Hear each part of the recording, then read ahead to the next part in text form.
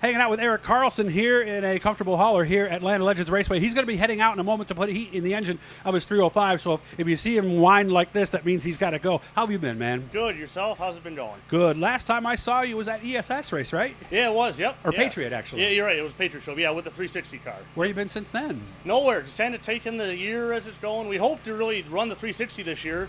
Obviously, there's not a lot of races in New York for the 360s right now, so we said, well, we'll bring the 305 back out of retirement and come on out and hang out with the friends again. And, of course, it's an actual CRSA show tonight, so I'm sure that helped too, right? It is, yeah. Yep, yeah. So we get to see some of our touring friends that don't always make the trip to the Hall to Canada with. So, yeah, good to see everybody. Got a nice field of cars tonight. Yes, so. we do. I heard full field, too.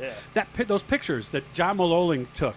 The first one was you and your wife right after the race, and I can imagine what that conversation is like. I mean, you're curious how she and it's your daughter, right? Yeah. You're curious how they're doing. They're curious how you're doing. I mean, it's just everything okay, right? Yeah. So Evelyn is the little girl's name. She loves the race, the races and the cars, and like I say, as soon as I come in the pit, she wants to say, hey, how you doing? Always wants to look in there and see everybody. So yeah, she loves it. It's nice to have the family here. I mean, family and friends are always what we're about.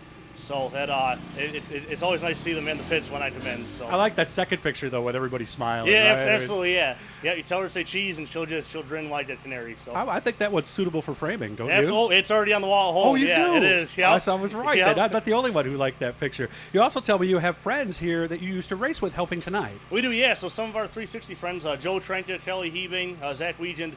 I used to run Quarter Midgets with Joe and Zach back in the day. So, yeah, they're actually here. Oh, you ran Quarter Midgets? I did, yeah. That's where we started racing back when I was 5 years old.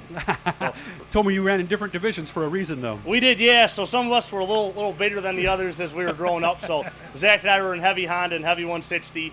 Then eventually the half class, and Joe was always in the senior Honda and light 160. Mm-hmm. But he's like now we're all back racing sprint cars again, so it's like old times. He's like half your weight, isn't he? Or close, right? Pretty close, yeah. Yeah, he was. I remember that picture I put up him with his first year in the micros. He was a tiny little kid. He was, oh yeah, yep.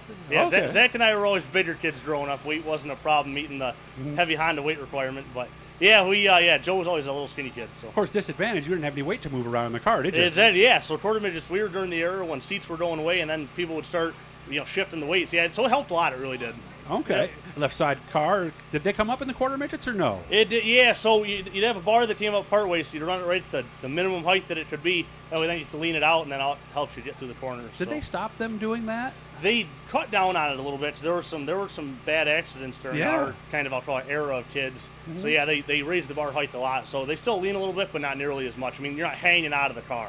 Yeah, because I always thought if you're hanging out and you spin and somebody else comes in. Oh, there were some bad wrecks. Kids got busted up pretty bad, which is unfortunate. But you too, or no? No, I got lucky. We got through relatively unscathed. So remember, guys, like and subscribe. The subscription does not cost any money. Just let you know when we're doing something. Did you go right from Quarter Midgets to a big car, or was there a break? We took some time off, yeah. So I outdrew the Quarter Midgets. And that's only 16, right? Yeah. So we actually were done when I was 13 or 14, I think.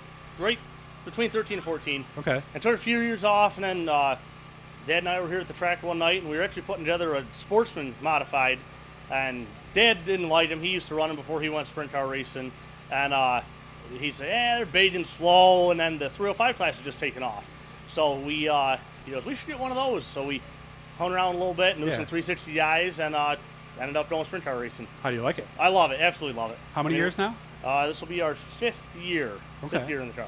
So no plans for the rest of the year? We're going to race when we want and hang out with the family when we want? Exactly. It's that simple? Yeah, friends and family, that's always our focus. So we want to race for the weekend, we will, and if not, we have just as much fun hanging out and doing other things besides racing. What do you do for a living? I'm an engineer, a project engineer over at GW Lisk here in Clifton Springs. What do they do? So we design hydraulics, solenoids, and valves. Anywhere from tractors in the field to airplanes in the sky to oil sea wells or deep sea oil wells down in the Gulf of Mexico. College?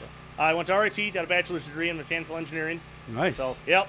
So you and Matt Shepard have one thing in common. We do, yes, we do, yeah. Yes, we do. And they don't give those degrees out at RIT. They don't, no. It was hard, and it took a lot of time and effort, but we did it, so here we are. Nice. How far do you have to go? How far do you have to go in math? Differential equations, stuff like that? Yeah, diffie-Q and multivariable calculus. Yeah, that's where I stopped it. How many levels above basic calculus is, what did you call it, multilinear? Yeah, there's multivariable and multilinear, or linear equations and then differential equations. So once you get past calculus 2, there's a bunch of different fingers you can split off into, Okay. and it really depends on how you're going to use it. That's what you focus on. Is that where the electrical engineering and the mechanical engineering people Yep, get in and different also paths? yeah, and then mechanical engineering versus mechanical engineering technology versus electrical guys. So yeah. So you're no dummy. You can No, say it. I don't know. I have the paper, but other people will tell you otherwise. Well, that's true. Some of the smartest people I know never graduated from college. You got it, absolutely. And some of the dumbest people I know have degrees in like the social sciences. Underwater and- basket weaving, I always like to say. So. Yeah.